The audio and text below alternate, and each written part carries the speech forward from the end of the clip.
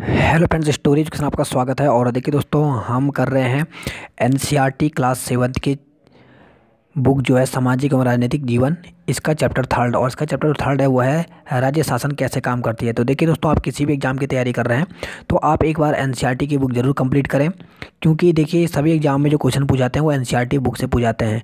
तो चलिए शुरू करते हैं। तो देखिए दोस्तों, क्लास 7 का जो थर्ड चैप्टर है वो है यहाँ पे राज्य शासन कैसे काम करता है। तो ये बहुत ही इंपॉर्टेंट चैप्टर है। और देखिए इसके लिए हमने यहाँ पे नोट्स बना लिए हैं, जो जो इंपॉर्टेंट पॉइंट है इससे हमने नोट्स बना लिए हैं, जो कि आपके एग्जाम की दृष्टि से काफ़ी इंपॉर्टेंट होंगे। तो चलिए एक बार मैं पहले ये चैप्टर आपको एनसीईआरटी की बुक में दिखा देता हूँ कि इसमें हम किस किस चीज़ के बारे में जानेंगे। तो देखिए दोस्तों, ये क्लास 7 का चैप्टर थर्ड है और आप देखते हैं यहाँ पे चैप्टर का नाम है राज्य शासन कैसे काम करता है। तो इसके बारे में हम जानेंगे। और देखिए इसमें हम किस किस चीज़ के बारे में जानेंगे। तो सबसे पहले हम जानेंगे कि विधायक कौन होता है, कैसे विधायक का निर्माण होता है, विधायक कैसे बनता है। उसके अलावा मुख्यमंत्री यहाँ पे कैसे बनते हैं। साथ ही यहाँ पे ये दिया गया है कि अलग अलग राज्यों में कितने यहाँ पे विधानसभा क्षेत्र हैं, तो विधानसभा के बारे में हम जानेंगे। तो आप देख सकते हैं यहाँ पे जम्मू कश्मीर का भी थोड़ा सा यहाँ पे जिक्र किया हुआ है। और इसके अलावा देखिए यहाँ पर दिया गया है, आप देख सकते हैं यहाँ पे विधानसभा में जो बहस होती है इसके बारे में।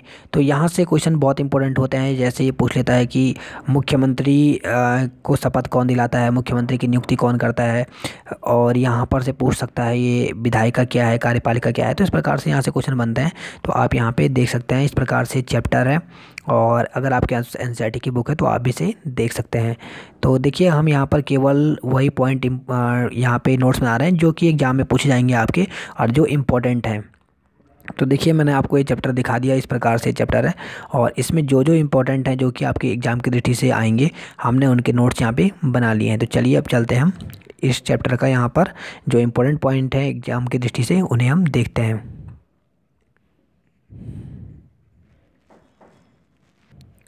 तो देखिए दोस्तों, यहाँ पर दिया गया है कि शासन 3 स्तरों में काम करता है, स्थानीय, राज्य और केंद्र। इस अध्याय में हम राज्य स्तर पर शासन कैसे कार्य करता है, लोकतंत्र में राज्य का शासन किस तरह किया जाता है, विधानसभा सदस्यों में मंत्रियों की क्या भूमिका होती है, इस चीज़ के बारे में हम इस चैप्टर में जानेंगे। तो सबसे पहले देखिए दोस्तों, सबसे पहले हम जानेंगे कि विधायक कौन होता है। तो देखिए जो विधानसभा के सदस्य को विधायक या एमएलए कहते हैं। तो ये इंपॉर्टेंट है, आपको ये ध्यान रखना है कि जो विधानसभा के जो सदस्य होते हैं जिनको हम विधायक कहते हैं उन्हीं को हम एमएलए भी कहते हैं। और एमएलए का जो पूर्ण रूप होता है वो होता है मेंबर ऑफ लेजिस्लेटिव असेंबली। तो ये भी आपको याद रखना है। तो एक एमएलए ही विधायक कहलाता है। तो एमएलए कहिए या विधायक कहिए, ये एक ही बात है यहाँ पर। और इसका जो फुल फॉर्म होता है वो होता है member of legislative assembly. MLA का चुनाव जो होता है वो जनता के द्वारा किया जाता है, फिर लेजिस्लेटिव असेंबली का वो सदस्य बन जाता है और सरकार बनाते हैं। इस प्रकार हम कह सकते हैं कि जो विधायक होती है उसका प्रतिनिधित्व कौन करता है, तो उसका प्रतिनिधित्व जनता करती है। अब देखिए हर भारत में हर राज्य में एक विधानसभा है। हर राज्य कई निर्वाचन क्षेत्रों में बटा है। हर निर्वाचन क्षेत्र में एक जनता एक प्रतिनिधि चुनती है जो विधानसभा का सदस्य यानी विधायक बनता है। अब देखिए यहाँ पे जो विधायक होते हैं इनके लिए अलग अलग जो चुनाव में अलग अलग पार्टियाँ होती हैं, इनके उम्मीदवार उठते हैं और ये विधायक बनते हैं। तो देखिए यहाँ पे दिया गया है कि चुनाव में अलग अलग पार्टियों के विधायक होते हैं। जिस पार्टी को बहुमत प्राप्त होता है उसके विधायक अपने नेता का चुनाव करते हैं जिससे मुख्यमंत्री बनता है। तो आपको बता दें कि जो बहुमत होता है ये जिसको भी जिस पार्टी को बहुमत प्राप्त होता है वो क्या करते हैं कि वो अपना एक नेता, जो भी उनमें से जो नेता होता है विधायकों में से ही, उसे वो क्या करते हैं कि मुख्यमंत्री बनाते हैं। जैसे कि एग्जाम्पल दिया गया है एनसीईआरटी की बुक में, हिमाचल प्रदेश में विधानसभा के विधायकों के 68 निर्वाचन क्षेत्र हैं। विभिन्न दलों के उम्मीदवारों ने 2003 में विधानसभा चुनाव जीता, वे विधायक बन गए। विधानसभा में कुल विधायकों की संख्या 68 है, इसलिए किसी भी राजनीतिक दल को बहुमत प्राप्त करने के लिए 34 से अधिक विधायकों की आवश्यकता होती है। तो देखिए दोस्तों, कोई भी अगर पार्टी है अगर वो 50% से अधिक वोट हासिल करती है तो उसे बहुमत प्राप्त कहते हैं और वो अपनी सरकार बना सकती है। तो देखिए जैसे यहाँ पे 68 है, तो किसी भी पार्टी का किसी पार्टी के जो सदस्य हैं अगर वो 34 से अधिक यानी 34 से अधिक 50% से अधिक अगर उम्मीदवार अगर उनके जीतते हैं तो उनको बहुमत प्राप्त होता है और वो अपनी सरकार बना सकते हैं। तो यहाँ पर जो एनसीईआरटी के बुक में दिया गया है, इसमें यहाँ पर हिमाचल प्रदेश का जिक्र किया गया है और इसमें बताया गया है कि 2003 में जब यहाँ पे चुनाव हुए थे तो हिमाचल प्रदेश में टोटल जो यहाँ पे सीटें हैं वो हैं यहाँ पे 68 सीटें हैं, जिसमें से जो यहाँ पर दिया गया कि भारतीय राष्ट्रीय कांग्रेस है, इसने 43 विधायक होने के कारण उन्हें बहुमत मिल गया। तो 2003 में जब चुनाव हुआ था तो यहाँ पे हिमाचल प्रदेश में 43 जो विधायक हैं ये कांग्रेस के मिले और इन्होंने अपनी सरकार बना ली और इनको बहुमत मिल गया और ये अपने सत्ता में आए और इन विधायकों ने मुख्यमंत्री का चुनाव किया। अब देखिए, जो मुख्यमंत्री होता है ये मंत्रियों का चुनाव करता है और चुनाव के बाद राज्य का जो राज्यपाल होता है वो मुख्यमंत्री और अन्य मंत्रियों की नियुक्ति करता है। इसके साथ ही देखिए, जो मुख्यमंत्री तथा अन्य जो मंत्री होते हैं उनका यह दायित्व होता है कि शासन के विभिन्न भागों व मंत्रियों को चलाएं। कुछ विधायकों की दोहरी जिम्मेदारी होती है, एक विधायक के रूप में और दूसरा मंत्री के रूप में। तभी आपने देखा होगा कि जो अगर बहुत सारे मंत्री ऐसे होते हैं जिनके एक से ज़्यादा जिन्होंने कार्यभार संभाला होता है, तो इसलिए हम यहाँ पे कह सकते हैं, आप इस लाइन को यहाँ पर देखिए, तो यहाँ पर दिया गया है कि कुछ विधायक की दोहरी जिम्मेदारी होती है, ये इंपॉर्टेंट लाइन है। और इनमें क्या है कि एक तो विधायक के रूप में वो और दूसरा क्या होता है, मंत्री के रूप में भी वो कार्य करते हैं। विधानसभा ऐसा स्थान होता है जहां सभी विधायक, चाहें वे सत्ताधारी दल के हों या विरोधी दल के, विभिन्न विषयों पर चर्चा करने के लिए एकत्रित होते हैं। तो देखिए दोस्तों, जो विधानसभा होता है, विधानसभा में सभी विधायक बैठते हैं, चाहे वो अपन जैसे अगर यहाँ पे बीजेपी या कांग्रेस है, तो अगर बात करें अगर हम यहाँ पे विधानसभा में, तो विधानसभा में अगर बीजेपी जीती हुई है तो बीजेपी के विधायक भी बैठेंगे, साथ ही कांग्रेस के ही साथ ही अन्य जो पार्टी के विधायक हैं वो भी यहाँ पर बैठते हैं।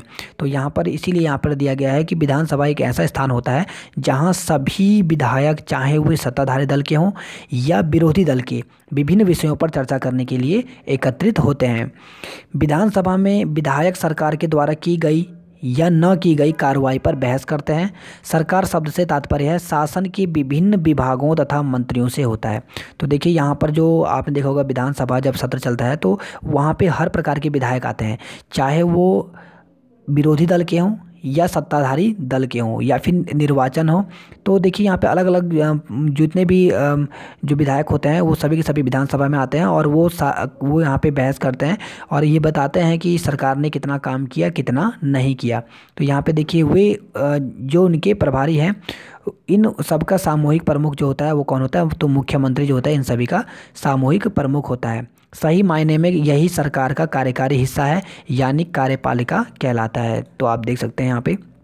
और दूसरी तरफ अगर हम बात करें तो दूसरी तरफ सारे जो विधायक होते हैं जो विधानसभा में एकत्र होते हैं, विधायिका कहलाते हैं, क्योंकि देखिए यही जो होते हैं ये कार्यों को बताते हैं। तो विधायिका के रूप में वे सरकार के कार्यकारी हिस्से को काम करने का अधिकार देते हैं। तो इस प्रकार से देखिए, आपको यहाँ पे पता चल गया कि विधायक का क्या काम होता है, मुख्यमंत्री का क्या काम होता है। तो मुख्यमंत्री जो होता है वो एक कार्यपालिका की तरह काम करता है और जबकि जो विधायक होते हैं वो मुख्यमंत्री को उनके काम का अधिकार बताते हैं या देते हैं। तो देखिए, इस प्रकार से चैप्टर में था। और चलिए हम इसको एक शॉर्ट लाइन में यहाँ पर आपको एक डायग्राम के माध्यम से बनाते हैं। देखिए, जब जितना हमने पढ़ा उसके बारे में हम छोटे से इस डायग्राम से देख लीजिए। तो यहाँ पर देखिए, ये जनता है। जनता क्या करती है कि अलग अलग विधायकों को चुनती है, आप यहाँ पर देख सकते हैं।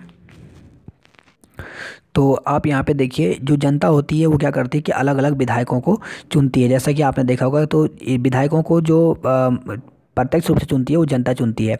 तो ये जो जिस भी पार्टी के जो विधायक जीतेंगे वो क्या करते हैं, जिनको पूर्ण बहुमत प्राप्त होगा वो क्या करेंगे कि अपने में ही से जितने ये विधायक बने हैं इनमें से ही क्या करेंगे कि एक मुख्यमंत्री का चुनाव करेंगे। ठीक है, तो अपने जो इसमें जो विधायक हैं ये क्या करेंगे, आपस में एक नेता का चुनाव करते हैं जो कि मुख्यमंत्री बनता है। और देखिए दोस्तों, जो मुख्यमंत्री है और जो ये मंत्री हैं, इन सभी को जो शपथ है और जो नियुक्ति करता है वो राज्यपाल करता है और मुख्यमंत्री को शपथ भी राज्यपाल दिलाता है।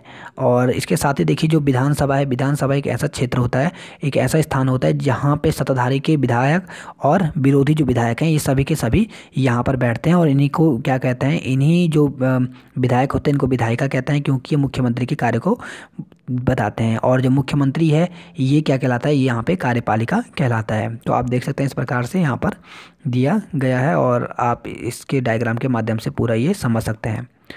तो चलिए अब हम जानते हैं एग्जाम व्यू से जो कि हमारे एग्जाम में क्या क्या पूछा जाएगा और जो हमारे एग्जाम की दृष्टि से बहुत ही इंपॉर्टेंट है।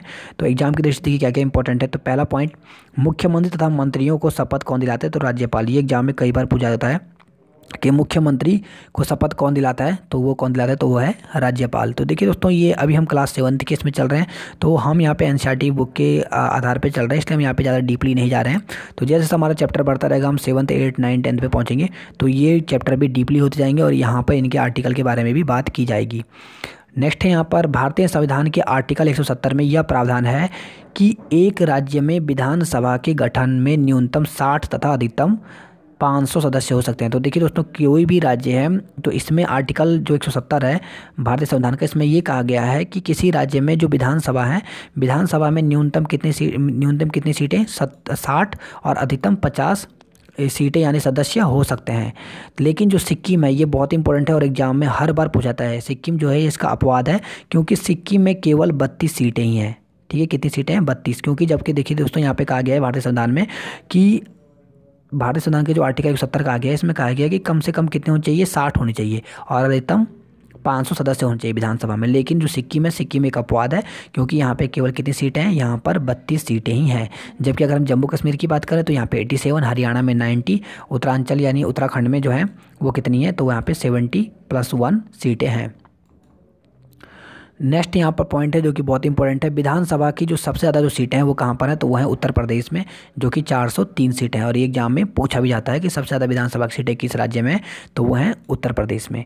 और देखिए दोस्तों, आर्टिकल जो 173 का ख है, इसमें कहा गया है कि विधानसभा के सदस्य बनने के लिए जो न्यूनतम आयु होनी चाहिए वो 25। तो देखिए दोस्तों, अगर आप 25 साल के हैं तो आप भी एक विधायक के लिए उठ सकते हैं। तो न्यूनतम जो आपकी आयु होनी चाहिए वो 25 यानी 25 साल होनी चाहिए, तभी आप विधायक के लिए खड़े हो सकते हैं। तो यही दिया गया है कि विधानसभा सदस्य बनने के लिए न्यूनतम जो आयु है ये 25 वर्ष होनी चाहिए। नेक्स्ट देखिए यहाँ पे, जम्मू एवं कश्मीर के जो मुख्यमंत्री होते हैं उनका कार्यकाल 6 वर्ष का होता है। तो आपको ये पता होना चाहिए कि जहाँ पर हर राज्यों के मुख्यमंत्री का जो कार्यकाल 5 साल का होता है, वहीं जम्मू कश्मीर के जो मुख्यमंत्री होते हैं इनके कार्यकाल कितना साल का होता है, 6 वर्ष का होता है। नेक्स्ट यहाँ पे, सुचेता कृपलानी भारत की पहली महिला मुख्यमंत्री हैं जो 1963 में उत्तर प्रदेश की मुख्यमंत्री बनी। तो ये बहुत ही इंपॉर्टेंट लाइन है और एग्जाम में हर बार पूछा जाता है, ये पीसीएस वगैरह में भी कई बार पूछ लेता है एग्जाम में। तो देखिए यहाँ पे आपको पता होना चाहिए कि सुचेता कृपलानी का नाम याद रख लीजिए, जो कि भारत की पहली महिला मुख्यमंत्री हैं और कहाँ की बनी, ये उत्तर प्रदेश की 1963 में। तो देखिए, इस प्रकार से ये चैप्टर था और हमने इस चैप्टर के बारे में एनालाइज किया और जो जो इंपॉर्टेंट पॉइंट थे इसको हमने बताए। तो चलिए अब हम यहाँ पे जानते हैं यहाँ से प्रैक्टिस सेट की एग्जाम में कैसे कैसे क्वेश्चन पूछे जाते हैं। तो देखिए दोस्तों, ये जो क्वेश्चन है ये यूपी पीसीएस में पीछे पूछा गया था 2008 में प्री में। तो आप देख सकते हैं। तो क्वेश्चन है यहाँ पर कि जम्मू एवं कश्मीर के मुख्यमंत्री की कार्य अवधि होती है 4 वर्ष, 5 वर्ष, 6 वर्ष या 7 वर्ष। तो देखिए, हमने आपको बताया कि जम्मू कश्मीर एक ऐसा राज्य है जहाँ पे मुख्यमंत्री का जो कार्यकाल होता है वो 6 वर्ष का होता है। तो यहाँ पे सी ऑप्शन जो दिया गया है वो यहाँ पे सही दिया गया है। नेक्स्ट क्वेश्चन है पे, भारत की पहली महिला मुख्यमंत्री बनी तो कौन बनी, तो ये रिपीट हो चुका है एमपी पीसीएस में, यूपी लोअर पीसीएस में भी ये पूछा जा चुका है। तो कौन बनी, तो हमने आपको बताया सुचेता कृपलानी, जो कि उत्तर प्रदेश की मुख्यमंत्री बनी। तो यही जो है ये भारत की पहली महिला मुख्यमंत्री बनी थी, सुचेता कृपलानी। नेक्स्ट क्वेश्चन यहाँ पे, भारत के किसी राज्य की विधानसभा में अधिकतम कितने सदस्य हो सकते हैं, तो अधिकतम कितने हो सकते हैं, अधिकतम यहाँ पे 500 जो है वो यहाँ पे सदस्य हो सकते हैं। और नेक्स्ट क्वेश्चन है यहाँ पे कि मुख्यमंत्री को शपथ कौन दिलाता है, तो ये भी एग्जाम में कई बार एग्जाम में पूछा था, रिपीट हुई है। तो मुख्यमंत्री को जो शपथ दिलाने का काम करता है वो उस राज्य का राज्यपाल करता है। तो देखिए दोस्तों, इस प्रकार से हमने एनसीईआरटी का आज चैप्टर 3 कंप्लीट किया। आपको हमारी वीडियो कैसी लगी इसके भी लाइक कीजिए, कमेंट कीजिए और शेयर कीजिए।